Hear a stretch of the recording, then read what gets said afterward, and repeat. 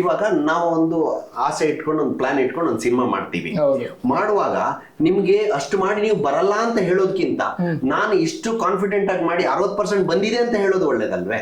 So ಅಂದ್ರೆ ನಾನೇನ್ ಹೇಳೋದು, ಈಗ ನಮ್ದೇನೊಂದು ಐಡಿಯಾ ಇದೆ, ಹೌದು. ಆ ಐಡಿಯಾನ ನೀವು ಒಪ್ಪಬೇಕಂತಿಲ್ಲ, ಅವ್ರು ಒಪ್ಪಬೇಕಂತಿಲ್ಲ, ಇನ್ನೊಬ್ರು ಒಪ್ಪಬೇಕಂತ ಇಲ್ಲ.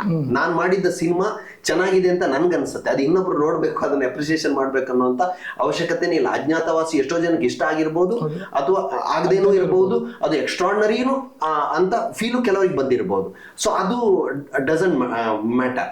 ಸೊ ನಮ್ಮ ಐಡಿಯಾನ ನಾವು ಹೊರಗಡೆ ಬಿಡ್ತೀವಿ, ಆ ಐಡಿಯಾ ಎಕ್ಸ್ಟ್ರಾರ್ಡನರಿ ವರ್ಕ್ ಆದ್ರೆ ಜನನೇ ತಗೊಂಡು ಅದನ್ನ ರಿಸೀವ್ ಮಾಡ್ಕೋತಾರೆ.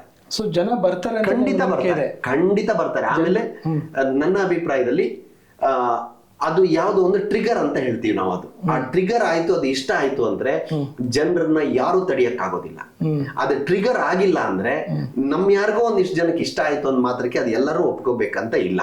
ಸೊ ಇಷ್ಟ ಆದ್ರೆ ಕನ್ನಡ ಸಿನಿಮಾನು ಒಂದೇ, ಮಲಯಾಳಂ ಸಿನಿಮಾನು ಒಂದೇ, ತಮಿಳ್ ಸಿನಿಮಾನು ಒಂದೇ, ಅವರಿಗೆ ಸಿನಿಮಾ ಅಷ್ಟೇ. ಸೊ ಆ ಐಡಿಯಾದಲ್ಲಿ ನಾವು ಹೋಗ್ಬೇಕು.